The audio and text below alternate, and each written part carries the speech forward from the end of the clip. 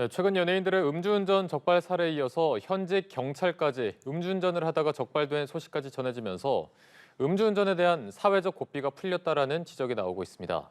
이른바 윤창호법이 시행 중이지만 음주운전 사고의 재범 비율 역시 줄어들지 않은 것으로 나타나는데요. 끊이지 않는 음주운전의 원인은 무엇인지 정경일 교통사고 전문 변호사, 또 김종갑 도로교통공단 책임연구원 두 분과 함께 분석해 보겠습니다. 안녕하십니까? 네, 안녕하세요. 안녕하세요.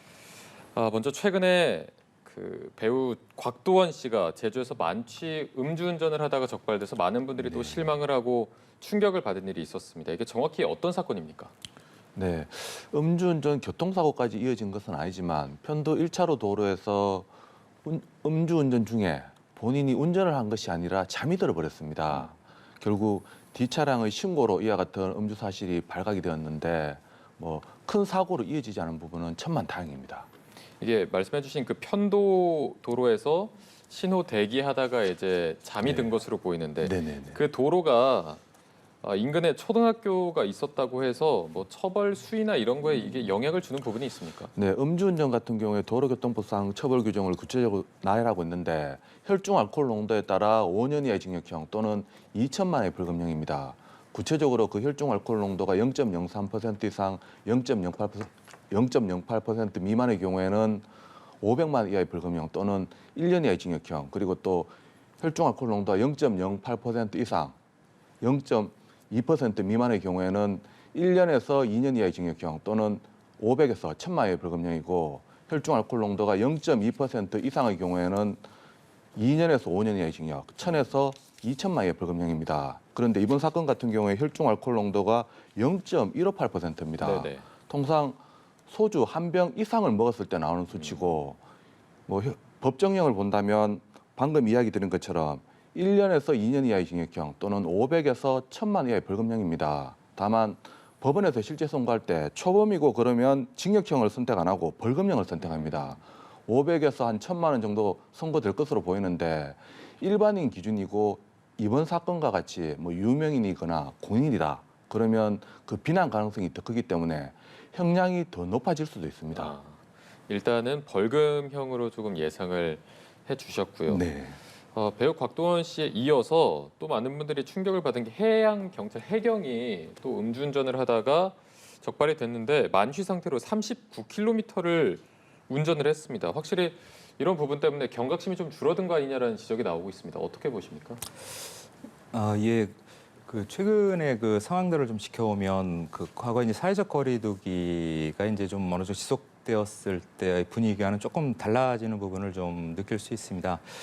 다만 이제 그 음주운전 관련된 여러 이제 주요 지표들을 보면은 그래도 이제 좀 그 의미는 좀 여러 이제 감소의 경향들이 좀 드러나고 있거든요. 그래서 지금 그 윤창호법 시행이 2019년 6월에도 있었는데 그 법 시행 이후에 좀 어떤 변화들이 있는지는 조금 더 지켜봐야 될 것 같고, 그 어떤 그 법이 시행되고 나서도 그게 이제 즉각적으로 효과를 발휘하는 경우도 있지만 시간을 두고 이렇게 좀 그 효과가 드러나는 경우도 있고, 그래서 과연 지금의 상황이 어떤 일시적인 어떤 경각심의 문제인지 아니면 어떤 사회적 거리두기의 어떤 그 해제되면서 이제 그 좀 어떤 일시적으로 드러나는 문제인지는 좀 지켜볼 필요는 있을 것 같습니다. 근데 그 말씀해주신 2019년 6월에 윤창호법 시행 이후에 2020년에 음주운전 적발 건수가 더 늘었고 2021년 작년만 해도 그렇게 대동소이하지 않은 큰 변화가 없었기 때문에 과연 좀 실효성이 있는 거냐. 또 앞서 저희가 해경 음주운전 사례를 다뤘습니다만 그 전에 8일에도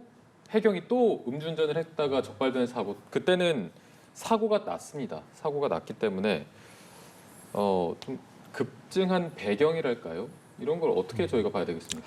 예, 배경이라고 하면은 이제 좀 다양한 측면에서 바라볼 수 있을 것 같습니다. 일단 그 윤창호법 그 개정 당시에 음주운전의 법적 기준이 이제 대폭 강화가 됐거든요. 이게 이렇게 이제 과거에 이제 혈중 알코올 농도 0.05%에서 대폭 강화되면서 이제 과거에는 음주운전으로 다루지 않았던 영역까지도 음주운전으로 다루어지는 이런 부분도 있을 거고, 또 사회적 거리두기가 해제되면서 이제 모임이 이제 그 잦아지고 이런 어떤 사회적 분위기에 대해서 경찰도 어떤 단속 강화의 어떤 필요성들에 대해서 절감하고 있습니다. 그런 부분들에 대한 어떤 그 단속 강화의 어떤 여러 이제 그 조치들이 최근에 이제 어떤 단속 급증, 단속 사례의 어떤 그 적발 사례 증가와도 좀 관련되어 있지 않을까 그런 생각을 좀 해봅니다. 네, 저희가 윤창호법 이야기 잠시 후에 좀 더 자세히 나눠보도록 하고요. 최근에 이런 일도 있었습니다. 감사원이 배달 플랫폼을 대상으로 조사했더니 203명의 배달 운전자가 음주운전 등의 사유로 면허 정지나 취소가 된 상황이었다. 203명이 그 정도였고 또 취소된 상태로 반년 넘게 운전하면서 배달을 한 경우도 있었는데 이게 어떻게 가능한 걸까요?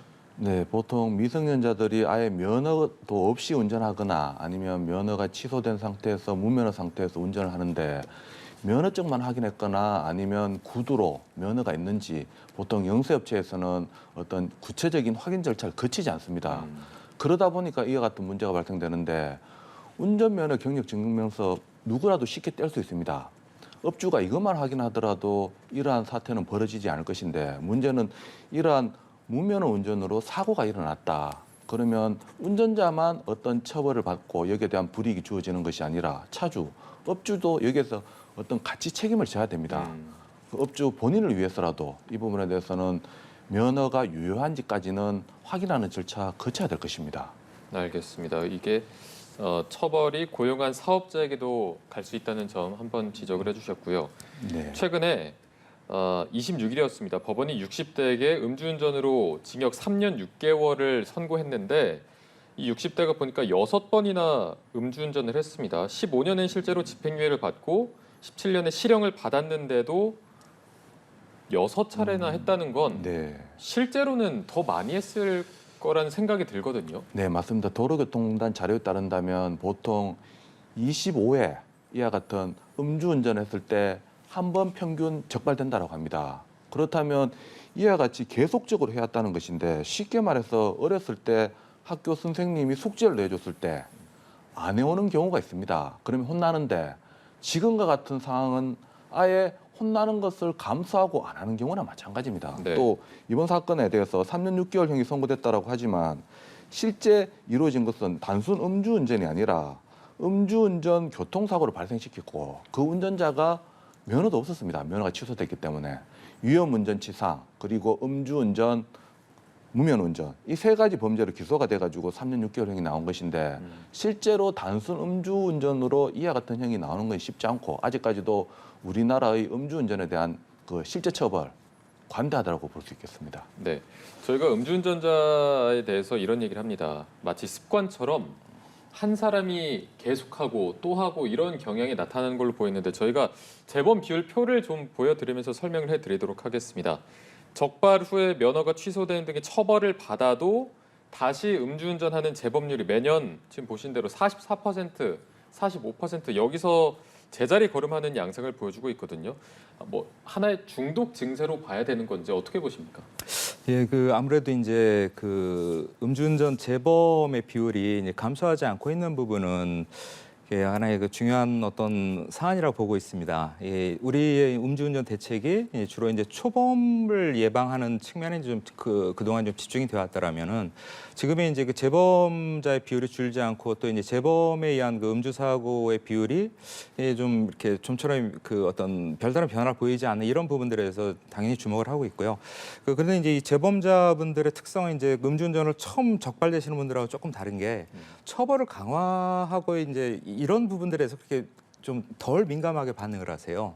그러니까 이제 어떤 처벌을 강화한다라는 것이 즉각적인 효과를 보기는 어렵고 사실 이분들은 이제 그 예를 들어서 이제 뭐 한 최근 5년에 한 2회 이상 적발되셨다 그러면 이제 아무래도 이제 알코올 중독에 의한 이 중독에 어떤 해당되시는 이런 대상자분들이 많거든요. 이런 분들에 대해서는 이제는 좀 더 어떤 전문적인 어떤 개입 프로그램들을 도입하면서 뭐 재활의 어떤 경로를 좀 열어주고 이런 부분들이 향후에 이제 좀 계속적으로 좀 우리가 그 놓쳐서는 안 될 그런 지점이라고 생각을 하고 거기에 대한 그 어떤 정책적인 어떤 그 대안들을 좀 모색하고 있습니다. 네, 윤창호법이 이제 음주운전이나 특정 거부를 2회 이상 한 사람에게 징역 2년에서 5년, 1,000만 원에서 2천만 원의 벌금을 선고하는 건데 이 정도 형량은 좀 적정하다고 보십니까?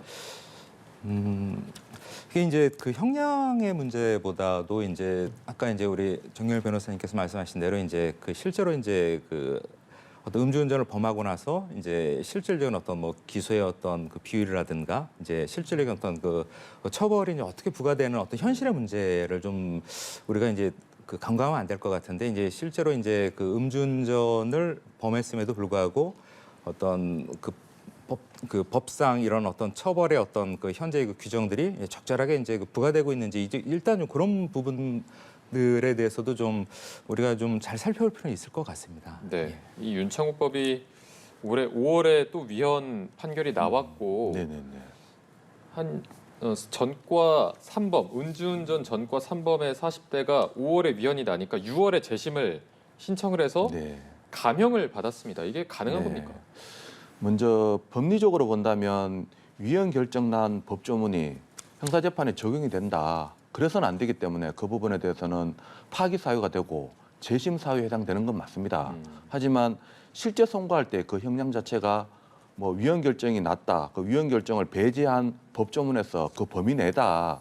그러면 큰 문제 없기 때문에 그 양형을 선고하면 되는데 이번 사건 같은 경우는 좀 특이한 것이 지금 음주전과 3범 이번에 한 것은 음주측정 거부입니다. 음주측정 거부나 음주운전에 대해서도 윤창호법 위헌 결정이 났었는데 재범 가중처벌하는 규정에 대해서 먼저 음주측정 거부죄의 법정형을 본다면 1년에서 5년 이하의 징역형 그리고 1000에서 500에서 2천만 이하의 벌금형입니다.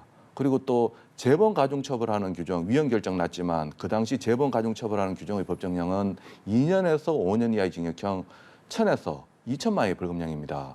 이번 사건에서 위헌 결정 나기 전에 징역 1년 2월이 선고됐습니다. 네네. 1년 2월이라는 것도 사실 납득할 수 없는데 재범 가중처벌하는 규정에 따른다면 2년에서 5년입니다. 그러면 정상 참자 감경을 했다는 것이거든요. 그러니까 위헌 결정 나기 전에도 재판부에서 정상 참자 감경을 해서 징역형 1년 2월을 선고했다가 위헌 결정이 났습니다. 그러면 위헌 결정이 났으면 재범 가중처벌 근거 규정으로는 처벌할 수 없고 음주측정 거부 이 부분에 대해서는 1년에서 5년 이하의 징역형 500에서 1000만 원의 벌금형이기 때문에 어떻게 본다면 1년 이상을 선고해야 되는데 정상 참자 감경이 그대로 적용되어서 이번에는 1년 2월이 아닌 10개월형 징역형이 선고됐습니다. 물론 두 건 다 집행유예가 선고됐지만 네네. 지금 이와 같다면 법정형 범위 내에서 충분히 선고할 수 있는데도 단순히 위헌 결정 났다는 이유로 이번 사건에서 형을 감경했는데 통상 위헌 결정 나서 그 법정형의 범위를 벗어났다. 예를 들어서 단순 음주운전인데 혈중 알코올 농도가 0.05%밖에 안 된다. 그런 경우에는 1년 이하의 징역 또는 500만 원의 벌금형입니다. 그런데 이걸 재범했다고 2년에서 5년 이하의 징역형이기 때문에 징역 2년을 선고한다. 이거는 법정형을 벗어났기 때문에 그런 경우에는 감경할 수밖에 없습니다. 하지만 이번 사건 같은 경우에는 법정형 범위 내에서 충분히 선고할 수 있는데도 무리하게 납득할 수 없는 어떤 재판부의 판결로 보이고 이러한 판결이 계속된다면 오히려 음주운전에 대한 경각심을 약화시킨다라고 볼 수도 있겠습니다. 네, 물론 위헌 결정 후에도 재심에서 실형을 받는 사례도 있습니다만 네, 맞습니다. 올해 8월에 지난해 11월, 올해 5월 그리고 8월까지 이어서 세 번의 이제 위헌 판결이 나왔습니다. 그렇다면 가중처벌에 대한 효력이 모두 다 상실된 거 아닌가라는 생각이 들거든요. 네, 가중처벌하는 효력이 상실되었다. 방금 같은 경우에는 상실되었다라고 볼 수밖에 없지만 뭐 대표적으로 대만인 유학생 그 정일인 사건 같은 경우에는 대법원에서 이와 같은 위헌 결정이 적용되어서 파기환송이 되었습니다.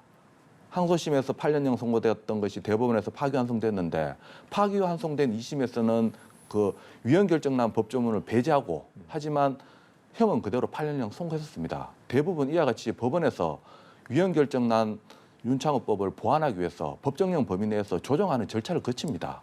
그렇기 때문에 효력이 상실되었다라고 하더라도 사법부가 의지가 있다면 충분히 보완할 수 있습니다. 다만 재범 처벌하는 근거 규정이 없는 부분에 대해서는 시급히 입법 절차를 거쳐야 하는 부분입니다.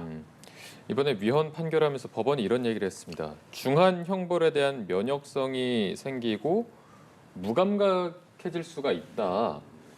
이걸 저희가 어떻게 좀 받아들여야겠습니까? 이제 그 어떤 그 법 자체의 어떤 그 형벌의 그 내용보다는 절차적인 어떤 그 정당성을 좀 확보할 필요가 있다라는 어떤 그런 어떤 내용이 아닌가로 저 개인적으로 좀 판단을 좀 했습니다. 물론 이제 뭐 절차적인 정당성. 그러니까 이제 그 어떤 과거의 어떤 그 비행이라든가 이제 어떤 잘못된 행동이 있을 때 거기에 대해서 이제 처벌을 부과한다고 한다라면은 거기에 대한 법적 근거들이 일단 명확해야 되거든요. 그러니까 괘씸하다라는 식으로 이제 뭐 어떤 그 엄벌을 이렇게 해나가는 이런 게 아니라 이제 왜 이 엄벌을 해야 되는지에 대한 그 어떤 절차적인 어떤 그 내용과 근거들이 좀 이제 납득할 법상 만할 수 있게. 법상 이제 명확하게 이제 정비가 돼야 되는데 이제 그런 부분들이 조금 좀 미진하다라고 헌법재판소는 판단을 한 것으로 생각하고 있습니다. 네, 자 결국에는 그래서 경찰청이 윤창호법 개정을 추진하겠다 이렇게 나섰습니다. 네. 처벌 수위는 좀 그대로 하면서 더 구체화한 건데 어떤 식으로 구체화하고 있습니까? 네, 지금 재범을 처벌을 강화하는 부분에 대해서 위헌 결정이 났는데 이 부분을 보완하기 위해서 10년이라는 기간을 명시하면서 네. 재범 처벌에 대해서 강화하는 입법안을 지금 생각하고 있는 것으로 보입니다. 10년 이내에 다시 범죄를 저지르면 가중처벌을 적용하는 것. 네. 10년 이내로 보는 게 좀 적합하다고 보십니까? 네, 사실 이와 같은 위헌 결정이 난 취지가 기존에는 제한이 없었습니다. 뭐 종기가 없었기 때문에 이 부분에 대해서 20년, 30년 부분에 대해서는 재범으로 볼 수 없지 않느냐라는 부분 때문에 뭐 헌법재판소에서 10년이라는 이런 기준을 뭐 명시한 것은 아니지만 예를 들었기 때문에 가장 최선의 선택을 한 것을 10년으로 기준을 잡고 그 내라면 재범으로 보고 그 이상을 벗어났다라고 한다면 재범으로 보기 힘들다라고 보고 있습니다. 사실 이 음주운전과 관련한 사고가 나올 때마다 많은 분들이 얘기하는 게 그냥 형량을 좀 강하게 해서 정말 음주운전하면 인생이 망하겠구나라는 생각이 네. 들 정도로 좀 강하게 형량을 할 수 없는 거 아니냐. 네네네. 미국 같은 경우에는 만약에 음주운전에서 사고가 나면은 만약에 죽게 되면 1급 살인으로 보더라고요. 네네. 이 정도 강하게 하는 움직임은 없는 겁니까? 사실 우리나라 윤창호법 그 법 자체는 상당히 무섭습니다. 뭐 예를 들어서 음주운전으로 피해자가 사망했다. 그러면 위험운전 치사죄가 적용되는데 법정형을 본다면 무기 또는 5년 이상의 징역, 3년 이상의 징역형입니다. 그렇다면 사람의 생명이 어떻게 본다면 침해당한 고의에 의한 살인죄와 비교한다면 살인죄는 사형, 무기 또는 5년 이상의 징역형입니다. 사형 같은 경우에 우리나라가 이미 집행 안 한 지가 25년이 넘었습니다. 네. 따라서 사형을 배제하고 본다면 무기징역 같고 5년 이상의 징역형이냐 3년 이상의 징역형이냐 이 정도 차이밖에 없습니다. 이와 같이 생명이 침해당한 것에 대해서는 살인죄와 마찬가지로 법에서는 정해져 있지만 문제는 실제 법원에서 선고할 때 극명한 차이를 드러냅니다. 살인의 경우에는 기본 유형이라 하더라도 법원에서 실제 선고할 때는 10년에서 16년형입니다. 하지만 위험운전치사죄 같은 경우에는 기본 유형 같은 경우에는 2년에서 5년형에 불과합니다. 피해자 입장에서는 자신의 어떤 피해자의 생명이 침해당한 부분에 대한 그 정도는 동일합니다. 법이 침해는. 하지만 여기에 대해서 가해자가 받는 부분에 대해서는 많은 억울함을 보이고 있는데 법을 바꿀 것이 아니라 실제 처벌할 때 강력한 처벌도 이제 필요하다고 생각합니다. 네. 그래서 많은 분들이 조금 강력한 처벌에 대한 얘기도 해주시고 이와 더불어서 미국 오하이오주 같은 경우에서는 음주운전을 하면은 아예 차 번호판을 한눈에 볼 수 있게 다른 색깔로 네네네. 바꾸는 등의 그런 조치가 있더라고요. 네. 우리나라는 이런 제도의 도입 같은 게 좀 가능성이 있습니까? 네, 충분히 논의할 만한 것이고 어떻게 본다면 그러한 것도 처벌의 일환입니다.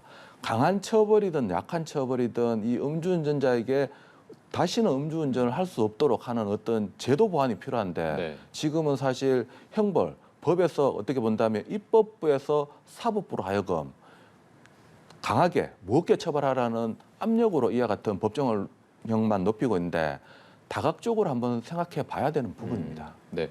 그 다각적으로 살펴보는 차원에서 경찰청이 음주운전 방지 장치 도입을 추진하겠다 이렇게 밝혔습니다. 이게 어떤 장치입니까? 예, 그 음주 시동 잠금 장치라고도 하고 이제 명칭은 이제 좀 다양하게 불려지고 있는데 네. 일단 차량 내 운전자가 이제 호흡을 이제 불어서 차량 내 그 측정 장치에 이제 일정 기준치 이상이 이제 감지가 되면은 그 알코올에 대한 감지가 되면 이제 더 이상 차량 시동이 걸리지 않는 뭐 이런 그 장치가 되겠는데요. 네네. 뭐 북미 쪽, 그러니까 미국이라든가 캐나다 같은 경우는 사실 음주운전 대책의 가장 그 기본이 되는 제도가 되겠습니다. 그리고 이제 뭐 유럽 같은 경우도 일찍이 이제 뭐 스웨덴이라든가 이제 뭐 가장 최근에 입법이 이루어진 데는 프랑스고요. 유럽 내에서도 이런 음주시동 잠금 장치에 대한 도입에 대해서 굉장히 적극적이에요. 그래서 EU 차원에서는 2024년까지 판매되는 모든 신차에 이제 알코올 시동 잠금 장치에 대한 그 소켓이라고 해야 되나요? 그런 어떤 장치가 설치 가능하게끔 그런 부분들을 지금 그 단계적으로 법제화해 나가고 있고 미국 같은 경우는 2026년도를 기점으로 해서 그와 같은 그런 그 법안이 지금 현재 계속 단계적으로 진행되고 있습니다.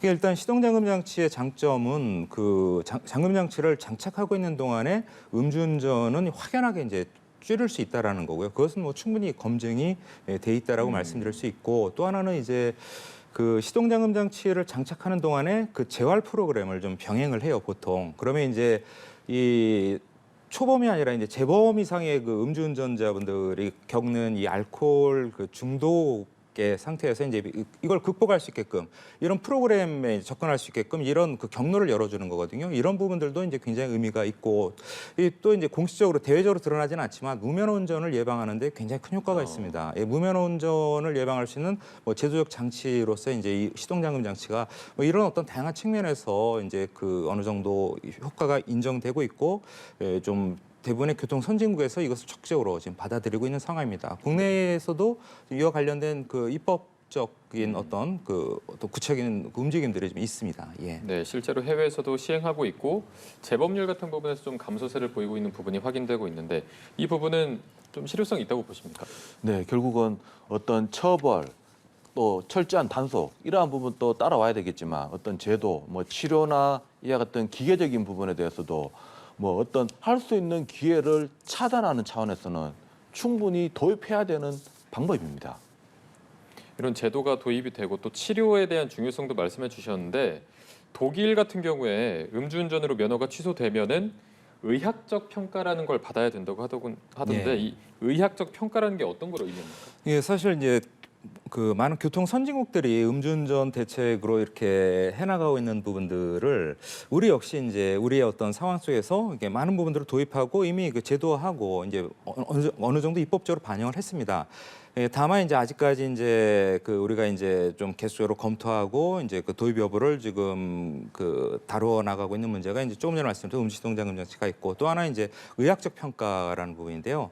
이게 대부분의 이제 교통 선진국에서 의학적 평가를 받아들이고 있어요. 이건 뭐냐면 이제 우리나라는 그 음주운전으로 한번 면허가 취소가 되신 분들이 이게 별다른 그 어떤 제한이 없이 취소 기간이 지나면 면허를 취득할 수 있는 자격이 그냥 바로 주어져요. 네네. 근데 이제 이 의학적 평가라는 건 뭐냐면 취소 기간이 경과가 돼도 바로 면허를 취득할 수 있는 자격을 바로 주는 게 아니라 그 대상자가 알코올 중독 상태로부터 벗어났는지를 그 전문 의사로 하여금 평가하게 해서 이 통과 못하면은 이제 면허 취득을 못하게 막는 거죠. 그러니까 이런 부분들이 독일 같은 경우는 뭐 의학적 평가, 심리학적 평가 이렇게 결합된 그 어떤 그 프로그램을 운영하고 있고 이 심리학적 평가를 도입함으로 인해서 독일이 조금 좀 이렇게 그 좀 그 어떤 그런 부분들에 대해서 좀 선도하는 그런 부분은 있는데 뭐 그 외에 여타의 국가들에서 기본적인 의학적 평가는 뭐 기본적으로 좀 이렇게 그 제도화돼 있는 그래서 국내에서도 이에 대한 그 도입에 대한 검토가 이제 과거에도 있어 왔는데 또 한편으로 이게 어떤 뭐 좀 과도한 규제는 아닌지 뭐 이런 어떤 그